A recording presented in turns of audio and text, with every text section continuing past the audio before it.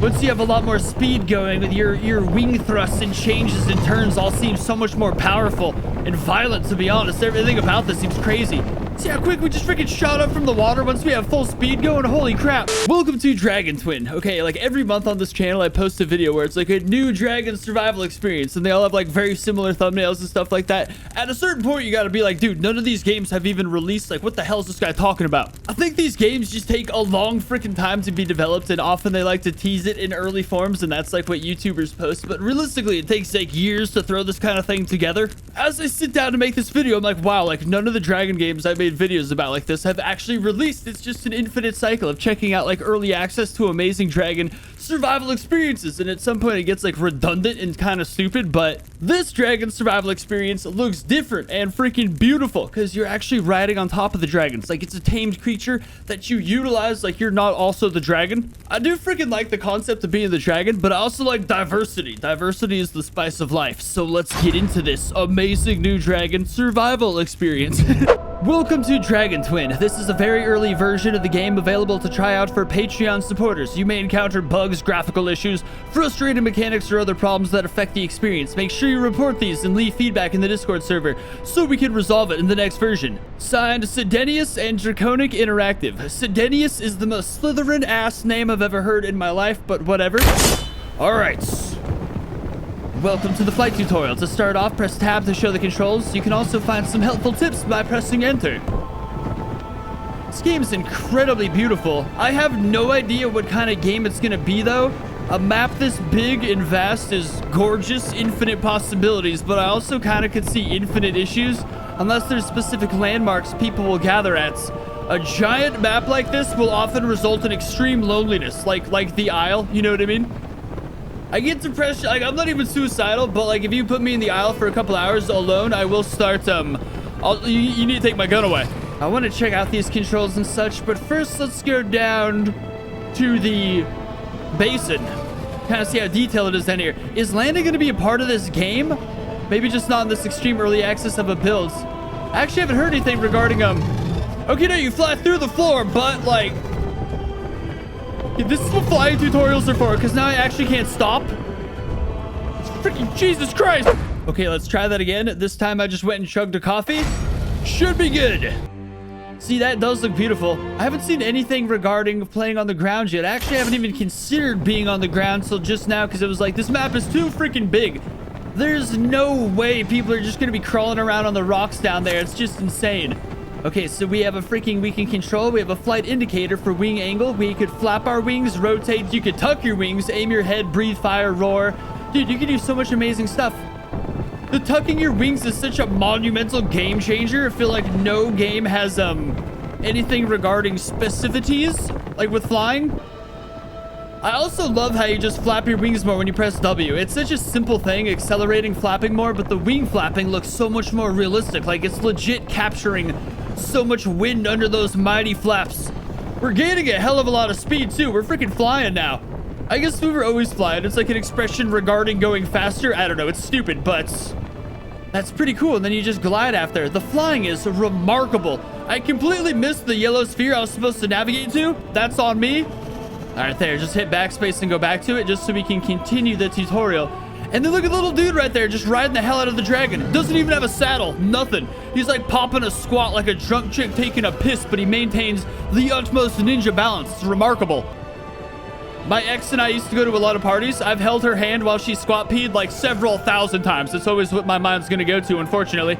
There's a roar, but I don't know if we can even hear the roar over this music, dude. The music is so loud, I could barely hear the dragon's wings flapping. Let's just get to this yellow sphere a little quicker. Oh my god. There's so much power when you start flapping your wings. Like, you could so easily drift off into a direction you don't want to. I guess it's just gonna take a little bit of time to master. Oh shit. Oh my god. Dude, it's like legit like a detailed flight simulator. Like, when you were a kid, did you ever step on like your uncle or your dad's extremely realistic flight simulator, freaking hit the joystick a little too hard, then you go flying off in a random direction? It's extreme realism. I bet learning to fly a dragon is such a pain in the ass. I bet that shift helps us dive down like crazy too. When you tuck your wings in, it for sure does. It's for heightened acceleration. Hang on, pull up. Pull up with a little bit of acceleration. Gonna go real easy on this. Okay, nice. You got barely freaking, hang on. Whoa, all right.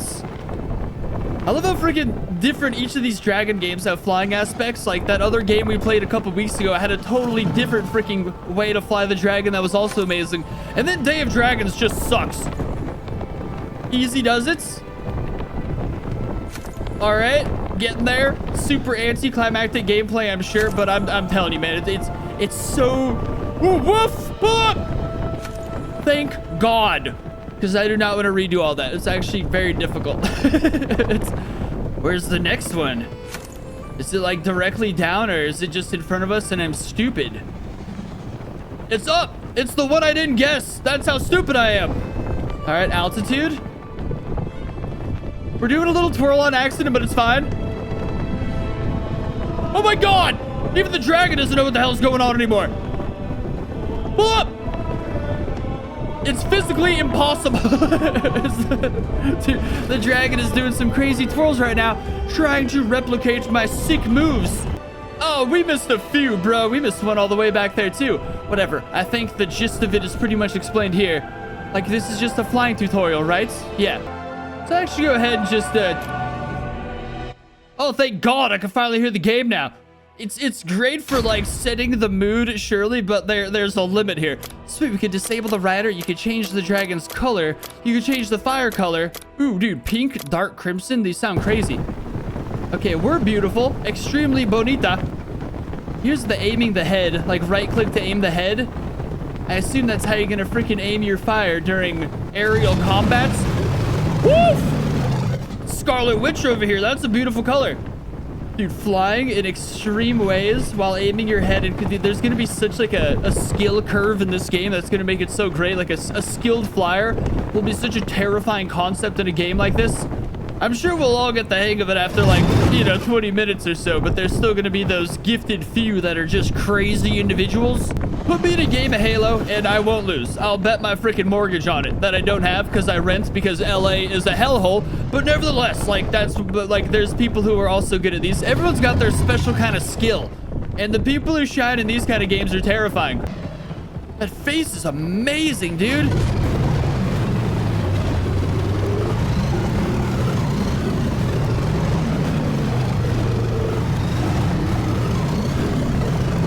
There appears to be no limit on the fire. I was waiting to see the limit. He could just freaking let that crap out forever.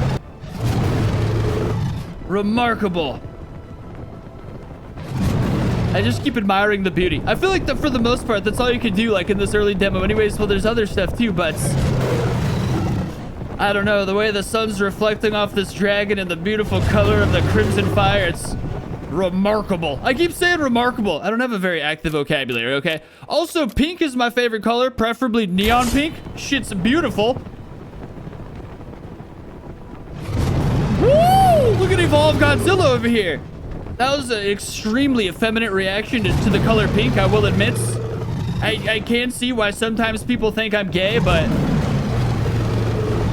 it's just so beautiful. What color dragon would go best with this? I imagine black. Oh, yeah, dude, black and pink. The peakest color combo to ever exist. He still looks pretty green, but I think that's just me reflecting all the beauty of the world.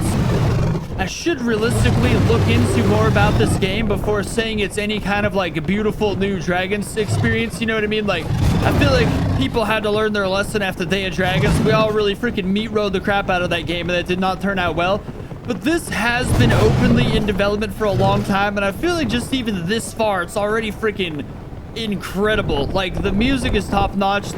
The lighting. Honestly, the lighting is such the unsung hero here. You never think that lighting makes this kind of game, but there's not a lot of lighting here because we're on a darkened side of a snowy mountain. But previously, when we were open in the valley, it was like the way the light reflected off our wings and such made that entire thing. Like, that's why it looks so beautiful, to be honest.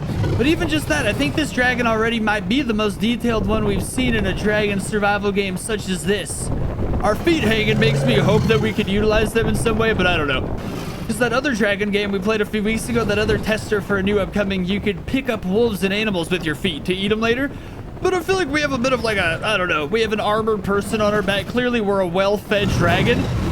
But we could, if we want, really coast the ground or just like paint it with flame.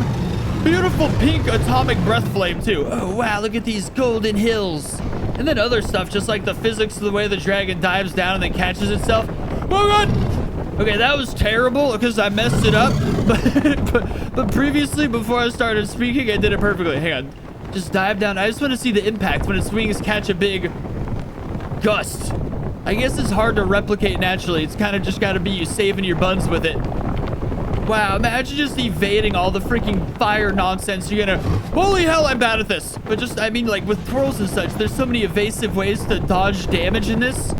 I'm assuming once the actual game comes out, if you hit your wing on some trees, you're gonna die. Look, you should... I guess it's still a freaking mighty dragon. Perhaps you could snap the first tree, but the second or third, eventually it's gonna slow you down enough that it's gonna cause some serious damage.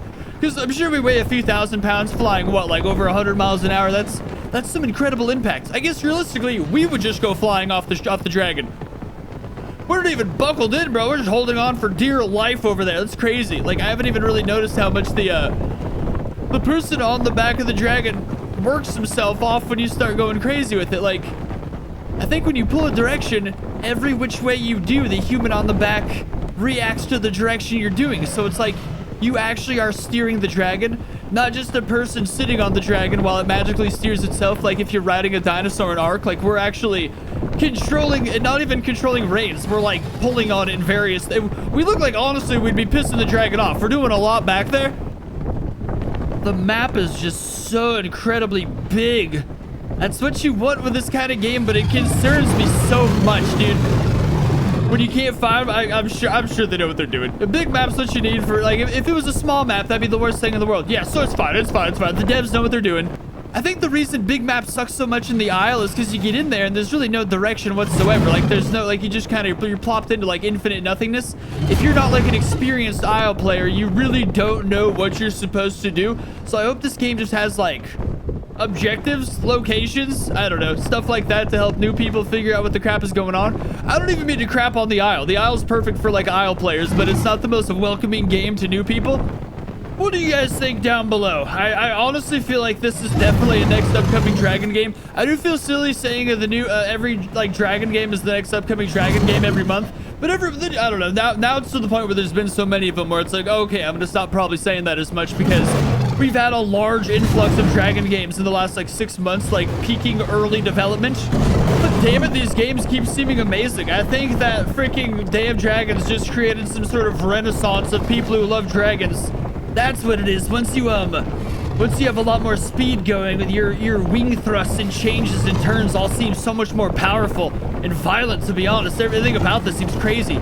See how quick we just freaking shot up from the water once we have full speed going? Holy crap. Wow, this is so much more remarkable than when you're going slow. It's a little more uncontrollable, but I've stopped caring and now I've just let myself go free, and it's crazy the way this dude's flying. Dude, it's gonna be so freaking hard to kill one of these things. Once they have full speed, they launch upwards so fast, and I'm assuming they dive down just as quick too. Actually, it's just a sudden freaking speed drop, which also makes complete sense. Can we go in and out of the water though? Could we pull a toothless? Whoop! I wonder if that's gonna be in the game later though. It seems right now it's just kind of cutting us off from going in the water, which is probably preferable, but I hope in the end it's either you could, like, you know what I mean, where you could slow down but you can flap your way out of there. Although this dragon's pretty freaking huge, it might be completely different. I don't know if something this size could flap itself out of the water, but at least swim a little, you know what I mean, because they are like serpents. I don't know. Let me know what you guys think down below. Either way, this game is freaking remarkable. We're able to re-pick up speed. Oh, there we go. It was a bit punishing speeding back up after slowing down in such a harsh manner. Let me know what you guys think down below, because I definitely don't want to become the guy who's just cheesy and calls every dragon game the next survival game. But this feels freaking amazing, right? I don't know. I don't know anymore. It does, but I can't trust myself as much. But yes, leave a like on the video, subscribe for more, check out more information about this game in the description down below, and I'll see you next time.